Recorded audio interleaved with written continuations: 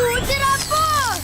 Qayerdan olding? Noyob banklar uzun plastik kartasi bilan beriladi. Butun oilangiz bilan uzun plastik kartasini rasmiylashtiring. Uzun market va uzun bankda banklarni yig'ishga ulguring.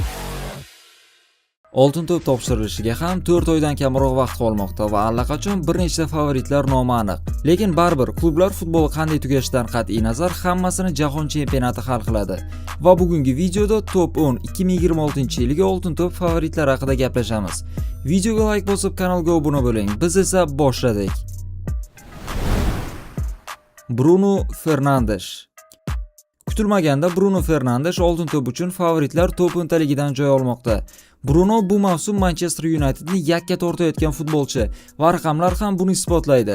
10 ta gol va 22 ta assist. Premier Liganing eng yaxshi assistenti hamda katta ehtimol Premier Liganing eng yaxshi futbolchisiga ham aylansa kerak. Albatta, Manchester United bu mavsum kubok yutmadi, lekin o'tgan yillardagi muvaffaqiyatsiz mavsumlarga qaraganda jamoa 2026-yilda Michael Carrick kelishi bilan yangi darajaga chiqdi va kelasi mavsumda aniq Chempionlar Ligasida ishtirok etadi. Carrick nafaqat Manchester Unitedni, balki Bruno Fernandes ham yangi darajaga olib chiqa oldi. Agar Fernandes Premier Liga mavsum futbolchisi topilsa va Portugaliya jahon chempionatini qo'lga kiritsa, katta ehtimol Bruno Fernandes yakuniy ro'yxatning top 3 taligida bo'ladi.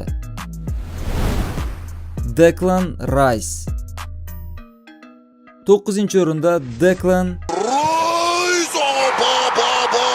Arsenalning shubhasiz ushbu mavsumdagi eng kerakli va o'yinga katta ta'sir o'tkazadigan futbolchisi.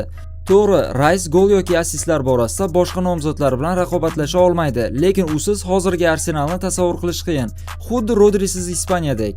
Atletico Madridga qarshi Chempionlar Ligasidagi yarim finaldagi o'yinda ham Rice MVP mukofotini qo'lga kiritdi. Raqib hujumlarini buzish va o'z jamoasining hujumini boshlash bo'yicha menimcha Declan Rice'dan yaxshiroq futbolchi hozircha yo'q. Arsenal Premier Ligasida ham birinchi o'rinda ketmoqda. Chempionlar Ligasida ham finalga chiqdi. Angliya terma jamoasi ham jahon chempionatida favoritlardan biri bo'lishini hisobga olsak, Declan Rice'da oltin to'pni qo'lga kiritish uchun juda yaxshi imkoniyat mavjud. Vitinha. Yana bir portugaliyalik futbolchi 8-o'rinni egallamoqda. Vitinha 2 yildan beri oltin to'p nomzodlari qatorida bo'lib kelmoqda. O'tgan yili hatto 3-o'rinni egallagan. Futbolchi hozirgacha 8 ta gol urib, 9 ta assistni amalga oshirdi va allaqachon Fransiya Super Kubogi va Liga 1 ni qo'lga kiritgan. Oldinda Chempionlar Ligasi final turibdi. Vitinha hozirda dunyoning eng yaxshi yarim himoyachilaridan biri. Uning paslar aniqligi ko'rsatkichi esa 93% ni tashkil etadi. PSJning deyarli barcha hujumlari ham aynan Vitinha orqali amalga oshiriladi. Yarim himoyachi bo'la turib, u noyabr oyida Tottenham darvozasiga hat-trickni amalga oshirgan. Eslatib o'taman, Tottenham amaldagi Yevropa Ligasi chempioni. Aytib o'tganimdek, baribir hammasini jahon chempionati hal qiladi. Va agar Portugaliya chempionlikni qo'lga kiritsa, Vitinha va Bruno Fernandes asosiy favoritlar qatorida bo'lishadi. Erling Haaland.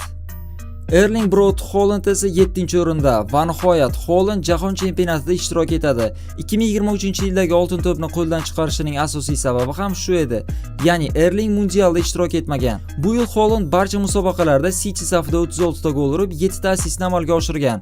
Premier Liganing to'purari hamda Liga Kubogi chempioni. Lekin katta ehtimol Erling oltin to'pni qo'lga kirita olmaydi. To'p o'ntalikda joy olsa ham. Bunga asosiy sabab Norvegiya mundialda favorit emas. Qolaversa Haaland Manchester City bilan yirik sovrinlardan ham quruq qolsa kerak. Premier Ligada Arsenaldan 2 ochko orqada. Chempionat yakunlanishiga esa 3 tur qolmoqda. Endi Arsenal kubokni qo'ldan chiqarmasa kerak. Katta o'yinlarda ham Erling masalani hal qilib keta olmadi. O'sha Realga qarshi o'yin bunga isbot. Futbolchining aynan shunday xislatlari uchun oltin to'p beriladi. Michael Olise. Michael Olise Bavariyaning shubhasiz so'nggi yillardagi eng omadli transferi. Barcha musobaqalarda 21 ta gol va 26 ta assistni amalga oshirgan. Chempionlar Ligasi hamda Bundesliganing eng yaxshi assistenti. Elcheda Realga qarshi super performansidan keyin uni kamda top 3 futbolchi sifatida ko'rishgan. Lekin PSJga qarshi uchrashuv hammasini o'zgartirib yubordi. Nuno Mendes hamda PSJning boshqa futbolchilari Oliseni zararlashtirib, Bavariyani turnirdan chiqarib yuborishdi. Shunga qaramasdan Michael allaqachon Bundesliga va Germaniya Super Kubogi chempioni. Oldinda esa Germaniya Kubogi kutib turibdi.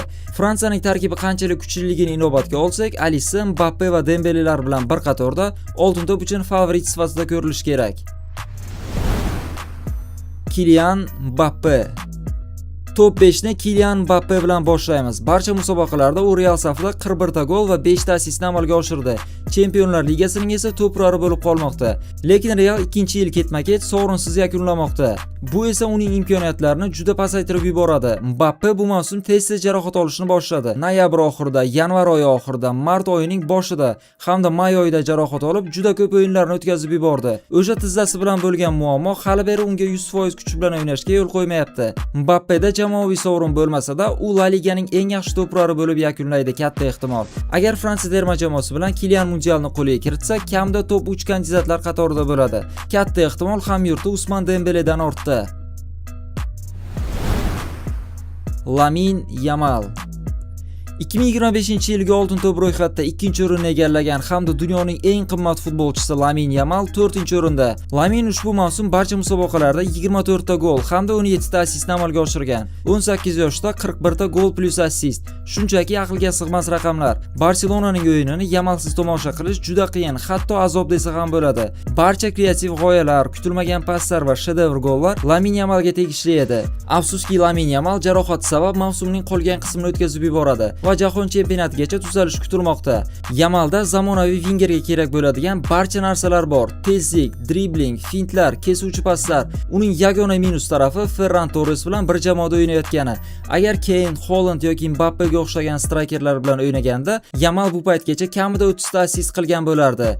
Ispaniya terma jamoasidagi uning yorqin performanslarini hisobga olsak, Qizil Furiya bu yil mundialdagi asosiy favorit. Agar Ispaniya terma jamoasi jahon chempionatini qo'lga kiritishsa, shubhasiz oltin to'p Yamalniki bo'ladi. Harry Kane. Keyingi futbolchi Harry Maguirening terma jamoadoshi Kane. Bavariya Chempionlar Ligasidan chiqib ketmagunigacha Kane asosiy oltin to'p uchun favorit bo'lib kelayotgandi. Lekin PSJga qarshi o'yin uning koeffitsiyentlarini kamaytirib yubordi. Kane Vincent Kompani qo'l ostida umuman boshqa futbolchiga aylanib yangi darajaga chiqdi. Uning gol plus assist statistikasi esa shunchaki aqlga sig'maydi. Barcha musobaqalarda 55 ta gol va 7 ta assistni amalga oshirib, oltin butsa poygasida birinchi o'rinda bormoqda. Kane allaqachon Michael Olise kabi Germaniya Superkubogi va Bundesliga chempioniga aylandi. Oldinda faqatgina Germaniya kubogi finali kutib turgan. Uni ham katta ehtimol qo'lga kiritadi va faqatgina Angliya terma jamoasining jahon chempionatidagi muvaffaqiyatli o'yini unga oltin to'p uchun kalit bo'la oladi. Xvicha Kvaratskhelia. Ikkinchi o'rinda gruziyalik Xvicha Kvaratskhelia. Oldindan aytib o'taman, Xvicha baribir oltin to'pni bu yil yuta olmaydi. Sababi oddiy, Gruziya terma jamoasi jahon chempionatiga chiqa olmadi. PSG Chempionlar Ligasini qo'lga kiritgan taqdirda ham oltin to'pni Kvaraning boshqa jamoadoshlari olib ketsa kerak. Lekin baribir agar hozirgi kungi statistika va performanslarini hisobga olsak, Xvicha dunyoning eng yaxshi futbolchilaridan biriga aylandi. To'g'ri, uning gol va assistlari kam, atiga 17 ta gol va 10 ta assist, lekin Kvara katta o'yinlarni hal qilib, PSJni Chempionlar Ligasi finaliga olib chiqmoqda. Chelsiga qarshi chorak final o'yinlarining qahramoni. Bavariyaga qarshi yarim finalda ham Park de Prince'da dubl qayd etib, PSJga o'yinni yutib bergan. Shubhasiz, Xvicha Kvaratskhelia oltin to'p 5 taligida bo'lishi kerak, agar PSG Chempionlar Ligasini qo'lga kiritsa. Usman Dembele va asosiy favorit amaldagi oltin to'p sohibi Usman Dembele. Bir necha yil oldin Usman Barselonada jarohatlar ketma-ketligi sabab yiliga 30 tadan ko'proq o'yinlarni o'tkazib yuborgan. U bir kun kelib oltin to'pni qo'lga kiritishi imkonsiz deya qaralgan. Lekin futbolchi PSJga o'tgach butunlay o'zgarib, Parij va Fransiya terma jamoasining asosiy liderlaridan biriga aylandi. Bu mavsum 18 ta gol, 10 ta assist. Dembele PSG bilan allaqachon Fransiya Superkubogi hamda Fransiya chempionatini qo'lga kiritgan. Oldinda Elche finali qolmoqda.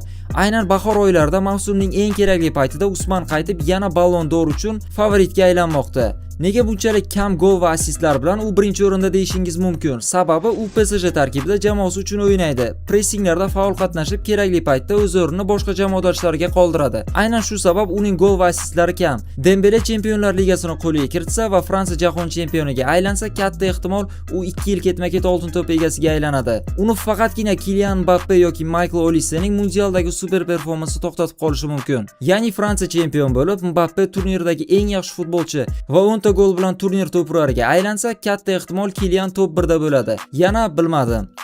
Do'stlar, shu bilan videoga yakun yasaymiz. Aytib o'tganimdek, bu hali yakuniy ro'yxat emas. Mundialdan keyin yana ushbu mavzu haqida gaplashamiz. Keyingi video aniq jahon chempionati haqida bo'ladi. Qaysi terma jamoa haqida bo'lishini esa siz tanlaysiz. Ispaniya yoki Fransiya?